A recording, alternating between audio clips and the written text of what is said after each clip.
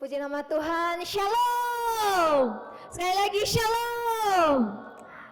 Puji nama Tuhan, saya bersyukur bahwasanya pada saat ini Bapak Ibu kita boleh bertemu kembali ya bersama-sama untuk terus mendengarkan kebenaran firman Tuhan. Ya, Bapak Ibu, pada saat ini dalam situasi kita, ya dalam kondisi kita saat ini, kadang kita mengalami banyak masalah. Ya, malah hal tersebut membuat kita takut, membuat kita terjatuh, atau bahkan kita ingin hal tersebut atau masalah tersebut tidak ingin terjadi dalam kehidupan kita. Tapi satu hal Bapak Ibu, yang perlu kita ketahui bahwa dalam kelemahan kita pun kita tahu bahwa Tuhan masih menyertai kita. Amin. Ya, saya percaya dalam situasi apapun, ya dalam keadaan saat ini, kita mengalami ketakutan atau hal sesuatu yang membuat kita ingin jauh dari masalah itu. Tapi ingat, satu hal yang perlu kita tahu, bahwa janji Tuhan akan tergenapi dalam hidup kita. Amin. Ya, kita harus menolak situasi dan kondisi yang menakutkan, sehingga kita bisa menjadi pemenang dalam setiap masalah-masalah kita. Amin. Ya. Saat ini kita akan mendengarkan kebenaran firman Tuhan yang sangat memberkati kita, ya termasuk saya yang menyampaikan firman Tuhan pada saat ini. Ya, firman Tuhan ini berbicara tentang zaman purbakala atau zaman dahulu ketika bangsa Israel dalam pergumulan mereka. Ya, ketika mereka keluar dari tanah Mesir, dalam perjalanan mereka menuju tanah Kanaan, ada satu hal yang menggemparkan hati mereka, yang membuat mereka merasa takut dengan apa yang ada di depan mereka. Ya, mari kita baca di dalam Bilangan pasalnya yang ke-13. Ya, di sini berbicara tentang 12 pengintai yang diutus oleh Musa. Ya, di sini Tuhan berfirman kepada Musa, suruhlah beberapa orang mengintai tanah Kanaan yang akan kuberikan kepada orang Israel dari setiap suku nenek moyang mereka. Haruslah kau suruh seorang semuanya pemimpin-pemimpin di antara mereka. Lalu Musa menyuruh mereka dari padang gurun Paran sampai dengan titah Tuhan, sesuai dengan titah Tuhan. Semua orang itu adalah kepala-kepala di antara orang-orang Israel. Musa juga melakukan sesuai dengan apa yang Tuhan firmankan kepadanya. Ya, ia mengutus semua para pemuka-pemuka, para kepala-kepala pemimpin bangsa Israel. Ya, ketika kita baca selanjutnya, ya, di ayatnya yang ke-17 di pasal yang sama. Maka Musa menyuruh mereka untuk mengintai tanah Kanaan itu, yaitu tanah Kanaan yang dijanjikan oleh Tuhan untuk membawa bangsa Israel keluar dari tanah Mesir.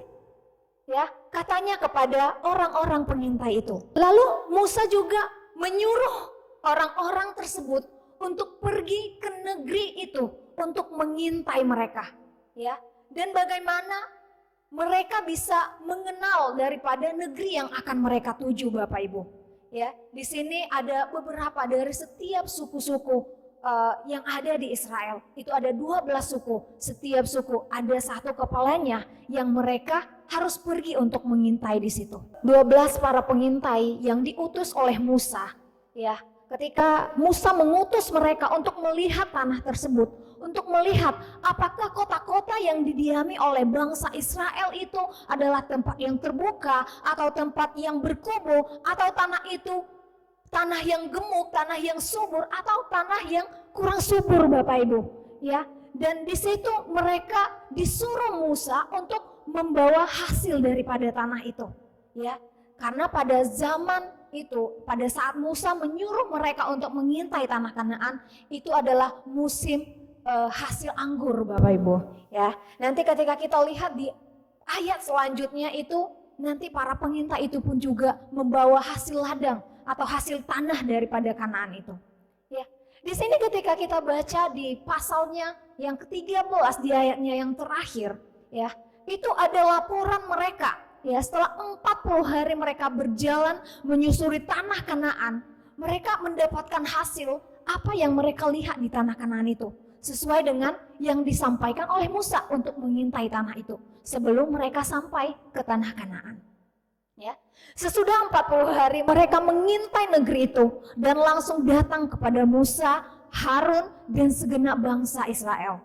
Ya, mereka datang lalu mereka membawa kabar kepada keduanya dan kepada seluruh umat yang ada di situ. Kata mereka, kami sudah masuk negeri itu kami sudah masuk ke negeri kemana kau suruh kami. Dan memang negeri itu berlimpah-limpah susu dan madunya. Sesuai dengan janji Tuhan bahwa Kanaan itu adalah tanah yang berlimpah-limpah susu dan madunya, dan tanahnya itu tanah yang subur, tanah yang penuh atau tanah yang subur yang dilimpahkan dengan banyak buah yang segar-segar, Bapak Ibu. Ya, di situ para pengintai membawa buah atau hasil yang mereka dapat dari tanah Kanaan itu dan mereka bawa ke hadapan Musa, Harun dan para Israel. Hanya saja ya, para pengintai yang ke-10 ini merasa ketakutan. Mereka membawa kabar ketakutan, yaitu bangsa yang didiami itu kuat-kuat, Bapak Ibu. Ya, mereka mengatakan bahwa bangsa Kanaan itu orangnya kuat-kuat. Mereka memiliki kota yang berkubu dan sangat besar. Dan juga keturunan mereka itu telah mereka lihat, itu ternyata mereka adalah orang yang pemakan manusia, Bapak Ibu. Ya, dengan tubuh mereka yang besar-besar, mereka mengatakan bahwa kita kayaknya tidak bisa masuk ke tanah Kanaan. Karena orang-orang di sana tidak bisa kita lawan. Karena ketika kami melihat mereka yang besar dan kita yang kecil, di mata kami kita itu hanya bagaikan apa? Belalang. Ya, 10 para pengintai ini melihat diri mereka hanya sebagai belalang saja. Diinjak udah langsung deh, udah pasti kalah. Jadi mereka mengatakan kepada Musa dan juga Harun, kita pasti kalah, kita sudah tidak ada lagi harapan, kita tidak bisa masuk tanah Kanaan. Ya, mereka sudah memiliki ketakutan yang sangat luar biasa hanya karena melihat fisik daripada orang-orang Kanaan yang ada di situ.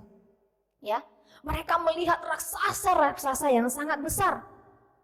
Dan demikian pun juga ketika mereka melihat kita, Musa, mereka akan menganggap kita seperti belalang karena tubuh mereka yang sangat besar, kekar dan sangat kuat. Ya. Dan terjadilah perdebatan antara Musa dan beberapa orang-orang Israel di sana. Bapak Ibu, ketika kita dalam hal dan situasi tersebut, ya, dengan banyaknya berita-berita yang kita dengar, kita kadang merasa bahwa apa yang kita dengar dari berita-berita tersebut, apa yang telah kita dengar dari apa yang disampaikan orang-orang di sekitar kita, kadangkali itu membuat kita takut. Ya. Salah satu contoh dari 2020 ketika COVID masuk ke Indonesia sampai di akhir 2023. Ya, di situ baru dikatakan kita masih bisa berinteraksi lah di luar. Bapak Ibu, ketika kita mendengar hal itu, kita ketakutan enggak? Ya, kita ketakutan, kita merasa takut. Malah kita tidak berani keluar rumah. Dan itu real, Bapak Ibu. Saya dan Bapak Ibu juga alami hal yang sama. Ketika saya melihat hal itu, saya juga merasa ingin wanti-wanti. Tapi ada satu ya yang perlu kita ketahui. Ya, kita sebagai anak Tuhan itu tidak putus asa. Kita mengadakan apa? Ibadah online, ibadah Zoom. Supaya Bapak Ibu terus dikuatkan imannya. Ya, tidak lengah, tidak merasa takut dengan situasi dan kondisi yang menghadang kita saat itu. Mungkin di antara kita ada yang terjangkit oleh COVID itu. Termasuk saya, Bapak Ibu. Ya. Ketika saya dites, diambil darahnya, dicek. Itu saya dinyatakan positif dan harus karantina. Biasanya itu harus karantina. Dan saya dikasih karantina, dan ketika kita tidur itu harus berjauh-jauhan dengan orang-orang yang terjangkit yang lainnya. Jadi satu ruangan itu kita hanya diizinkan 3 orang saja. Kita makan itu, Bapak Ibu, ketika saya lihat itu kita dipanggil di depan pintu pagar depan. Jadi mereka itu hanya kasih. Ya, mereka kasih baru nanti dikabarin lewat telepon. Nih makanannya sudah datang gitu. Ya, di sisi lain jujur kita kayak berada dalam penjara. Ya, saya merasa kayak saya dalam penjara nih. Jadi dijatahin makanannya. Hanya saja pada saat itu banyak makanan datang karenanya supaya asupannya, supaya gizinya naik. Jadi COVID-nya itu bisa hilang.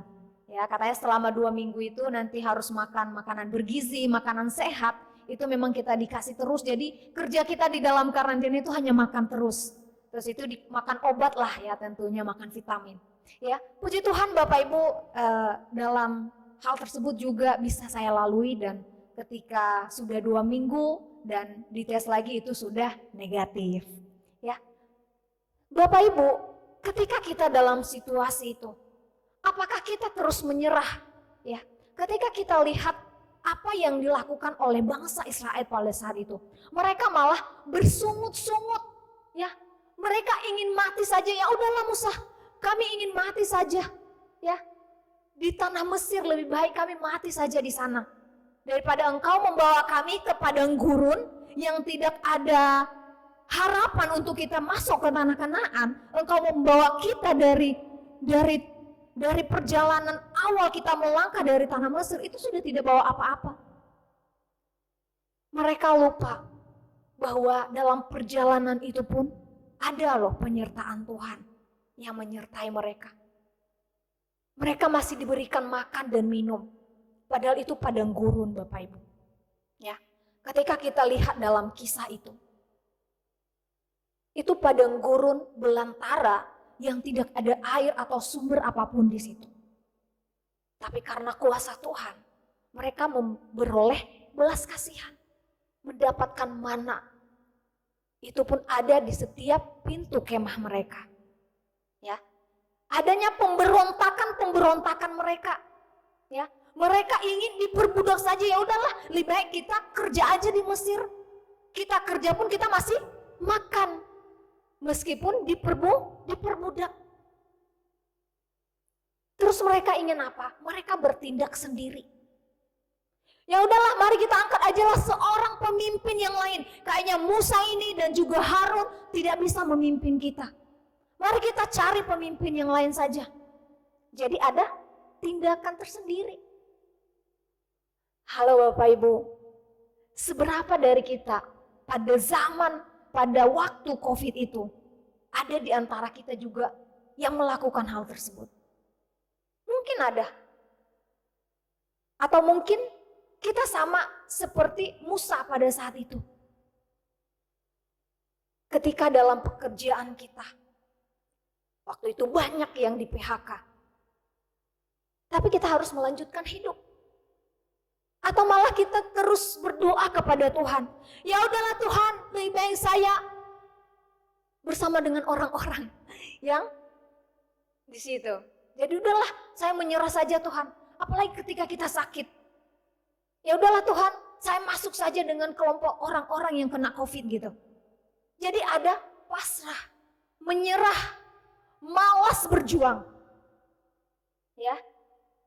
Ketika kita melihat apa yang dilakukan oleh Kaleb, ya. Dia memiliki roh yang berbeda. Dia memiliki pola pikir yang berbeda, ya. Kaleb dan juga Joshua itu adalah 2 orang dari ke-12 pengintai itu yang ikut bersama-sama dengan kelompok orang yang menyaksikan tentang ketakutan mereka melihat orang-orang yang ada di tanah Kanaan. Ketika mereka melihat, oh orang-orang di tanah Kanaan itu orangnya besar-besar. Kita tidak bisa mengalahkan mereka. Karena mereka melihat kita itu seperti belalang. Ya, jadi Kaleb datang dan dia memberikan pendapat yang berbeda. Ya, di ayatnya yang ke-30 dia berkata, kemudian Kaleb mencoba menenteramkan hati bangsa itu. Tidak, kita akan maju dan menduduki negeri itu sebab kita pasti mengalahkannya. Amin. Ya, ketika kita berjiwa seperti Kaleb, ketika kita memiliki roh yang sama seperti Kaleb, kita mampu apa? Di sini yang mengatakan menenteramkan Bapak Ibu. Ya, jangan sampai ketika dalam situasi itu kita malah sebagai pemberontak. Kita malah sebagai yang mengompor-ngompori ya. Ya, dalam kehidupan kita sehari-hari kadang kita bisa mengompor-ngompori. Oh iya ya, oh iya begitu. Kalau misalkan kita dalam keadaan tersulit, ya oh iya bener. Kayaknya kita lebih baik keluar aja deh dari situ, kayaknya tidak membantu lagi deh di situ, gitu. Ya, kadang kita merasa apa yang kita punya saat ini, ketika tidak menjadi bagian kita merasa bahwa tidak ada lagi harapan. Ya, ketika banyak orang berbondong-bondong, ketika bangsa Israel menyuarakan suara-suara yang sangat riuh kepada Musa pada saat itu, Kaleb datang untuk apa tadi? Menenteramkan, memberikan damai, memberikan solusi kepada bangsa itu. Kita mempunyai Tuhan yang besar, ya. Dia melantunkan bahwa apa yang telah kita percaya dari awal kita keluar dari tanah Mesir dan sampai di padang gurun ini, tinggal selangkah lagi kita akan menuju tanah yang dijanjikan oleh Tuhan buat kita. Bapak Ibu, ketika Bapak Ibu dalam situasi yang sama seperti bangsa Israel, ya, saya dan Bapak Ibu dalam masalah yang cukup berat, seakan-akan tidak ada jalan keluar. Kita sudah melakukan banyak cara, tapi masih belum ada tanda-tanda untuk kita bisa keluar dari masalah itu. Ingat, ketika kita terus percaya bahwa Tuhan yang dari awal sampai saat ini menolong kita, Bapak Ibu akan mendapatkan apa? Akan mendapatkan janji Tuhan itu. Bahwa janji Tuhan itu mampu memberikan kelegaan kepada kita. Mampu membawa Bapak Ibu keluar dari masalah Bapak Ibu yang saat ini sedang kita alami. Amin. Ya. Kita bersyukur dalam kasus ini. Ya, dalam kisah ini Kaleb memiliki apa? Roh yang berbeda. Yang beda dengan beberapa orang pengintai pada saat itu. Ia menyuarakan suaranya. Ya, ketika kita baca di ayat selanjutnya, di ayat ke-24 di pasalnya yang ke-14. Itu apa? Tuhan melihat bahwa Kaleb mempunyai roh yang berbeda. Ketika apa yang sudah Kaleb berikan, dia memiliki jiwa yang berbeda untuk bisa menyuarakan bahwa Tuhan masih bersama dengan kita. Ia mendapatkan apa? Ia sampai kepada tujuannya. Ia sampai ke tanah perjanjian. Ia sampai ke tanah Kanaan itu yang berlimpah susu dan madunya. Ya, Bapak Ibu, ketika kita terus bersungut-sungut dan tidak mau mengubah pola pikir kita, kita sama seperti bangsa Israel yang hanya mau bersungut-sungut saja, ya, yang pasrah dengan keadaan kita. Ya udahlah, saat ini saya sakitnya sudah parah banget. Dokter memvonis saya sudah tidak bisa lagi. Kayaknya umur saya tinggal beberapa hari lagi, ya, bisa dihitung beberapa bulan lagi. Atau saya sudah tahu bulan ini saya sudah tidak ada lagi. Jadi malas berjuang, malas lagi berdoa, malas berpengharapan Bapak Ibu. Ya. Jadi apa ketika kita sudah pasrah dengan hal itu? Kita tidak akan mencapai daripada tujuan kita. Padahal Tuhan telah menjanjikan buat kita yang percaya, kita akan mendapatkan sesuai dengan iman kita. Ya. Selanjutnya dalam pemberontakan yang dilakukan oleh bangsa Israel, mereka tidak mendapatkan bagian mereka untuk sampai ke tanah Kanaan. Sehingga ketika kita lihat dalam kisah ini, hanya 2 orang, yaitu hanya Yosua dan Kaleb yang boleh sampai ke tanah Kanaan. Jadi Bapak Ibu, saatnya kita harus bertindak.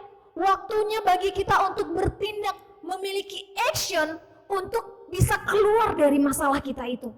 Ya, kita harus keluar dengan situasi dan kondisi yang menghimpit kita saat ini. Yang menurut kita apa yang saat ini kita alami itu tidak seperti apa yang kita pikirkan ke depannya. Padahal kita sudah punya planning. Tiba-tiba karena masalah kita, karena keterpurukan kita, tidak ada solusi jalan keluar apapun, udah kita ngestak, kita diam, kita pasrah saja dan tidak berdoa. Ya, ketika kita tidak berdoa, tidak berpengharapan bahwa Tuhan mau menolong kita, bahwa Tuhan pasti menolong kita, Bapak Ibu pasti tidak akan menerima jawabannya, ya. Saya pastikan itu. Tapi ketika kita terus berharap, ya, ketika kita terus meminta pertolongan Tuhan, meminta petunjuk Tuhan di dalam doa kita, kita imani bahwa apa yang menjadi penghalang kita, apa yang menjadi masalah kita saat ini, itu akan menjadi bagian kita. Ya, waktunya kita bertindak. Ketika kita lihat Yosua dan Kaleb berseru mengoyak pakaiannya, Bapak Ibu. Ya, kita lihat dalam Bilangan 14 ayatnya yang ke-8 sampai ayatnya yang ke-5. Lalu bersujudlah Musa dan Harun di depan mata seluruh jemaah Israel yang berkumpul di situ. Tetapi Yosua bin Nun dan Kaleb bin Yefune yang termasuk orang-orang yang telah mengintai negeri itu mengoyakkan pakaiannya dan berkata kepada umat Israel, ya, saking mereka ributnya Bapak Ibu, mereka menolak apa yang disampaikan oleh Musa. Ketika mereka dikasih solusi, mereka tidak berterima. Ya udahlah, begini gara-gara kamu Musa. Ya, kita menderita di tanah ini, kita menderita dalam perjalanan ini. Ini gara-gara kamu mengeluarkan kita dari tanah Mesir. Kami sudah enak, kami masih bisa makan di sana. Ya, kami masih bisa menikmati hidup kami. Tidak perlu begini, kami mati sia-sia saja. Lebih baik kami bekerja dan diperbudak. Ya, mereka berkata, ya, Yosua dan Kaleb berkata kepada orang-orang Israel, negeri yang kami lalui untuk diintai itu adalah luar biasa baiknya. Jika Tuhan berkenan jika Tuhan berkenan kepada kita, maka Ia akan membawa kita masuk ke negeri itu dan akan memberikannya kepada kita suatu negeri yang berlimpah-limpah susu dan madunya. Mereka menyuarakan bahwa hal itu akan menjadi milik kita. Karena kenapa? Karena mereka percaya hal itu sudah dijanjikan oleh Tuhan kepada bangsa Israel. Bahwa bangsa Israel akan masuk ke tanah Kanaan yang penuh dengan susu dan madunya, yang penuh dengan berkat-berkatnya, ya, yang dipenuhi dengan berbagai berkat atau kesuburan di tanah itu. Bapak Ibu, waktu bertindak yang harus kita lakukan, ternyata itu ada syaratnya yang dibuat oleh Musa dan juga Kaleb. Mereka meminta ke bangsa Israel, hanya saja janganlah kamu memberontak kepada Tuhan dan janganlah takut kepada bangsa negeri itu, sebab mereka akan kita telan habis, yang melindungi mereka sudah meninggalkan mereka, sedang Tuhan yang menyertai kita, takutlah kepada mereka. Ya, jadi kita jangan takut kepada bangsa itu, meskipun mereka tinggi, besar, dan kita hanya dilihat seperti belalang, kita bisa mengalahkan kita. Karena apa? Yosua punya iman, Kaleb punya roh yang berbeda, bahwa hal itu mampu kita takluki. Amin. Ya, syaratnya itu jangan memberontak. Ketika kita dalam situasi itu, Bapak Ibu, kita jangan memberontak. Kita terus mengalir, berserah kepada Tuhan. Tuhan, saat ini saya dalam masalah ini Tuhan. Kita doakan Bapak Ibu. Ya, masalah kita saat ini mungkin dari keuangan kita. Mari kita doakan. Atau dalam pekerjaan kita sekalipun, kita doakan. Usaha kita doakan. Atau hal yang lain yang Bapak Ibu sedang alami saat ini. Ya, termasuk saya. Saya juga mendoakan apa yang menjadi pergumulan saya saat ini. Sampai saya menerima janji Tuhan itu. Menerima jawaban dari doa-doa saya itu. Ya, percaya janji Tuhan. Kita harus menolak situasi dan kondisi yang menakutkan. Yang pertama, ketika kita mau percaya kepada janji Tuhan, kita itu jangan dipimpin oleh ketakutan. Jangan dipimpin oleh kekhawatiran. Selanjutnya kita harus hidup mengikuti apa yang kita imani, Bapak Ibu. Kita harus mengikuti apa yang saat ini sudah menjadi kepercayaan kita. Ya. Satu, ketika kita bangun pagi, ya, misalnya kita sudah capek, aduh hari ini capek banget, hari ini ngantuk banget, kita udah bangun pagi, aduh masih ngantuk ternyata. Bapak Ibu ingat, apa yang kita perkatakan itu juga yang terjadi loh hari itu. Benar enggak? Tapi ketika kita bangun, kita bilang kita semangat hari ini. Ya, saya pasti semangat hari ini karena saya mempunyai schedule, ya. Saya sudah mempunyai hal-hal yang harus saya kerjakan sepanjang hari ini. Bapak Ibu pasti sampai sore, sampai malam pulang ke rumah, kita pasti dengan sukacita. Amin. Ya, ketika kita terus berada dalam situasi dan kondisi dengan apa yang kita imani, kita percaya Tuhan, saya mampu melewati ini. Tuhan, saya mampu melalui ini. Pasti kita akan mendapatkannya. Amin. Ya, bersama Tuhan kita bisa melakukan semuanya. Amin. Ya. Mari kita perkatakan, saya sehat, saya kuat, saya semangat.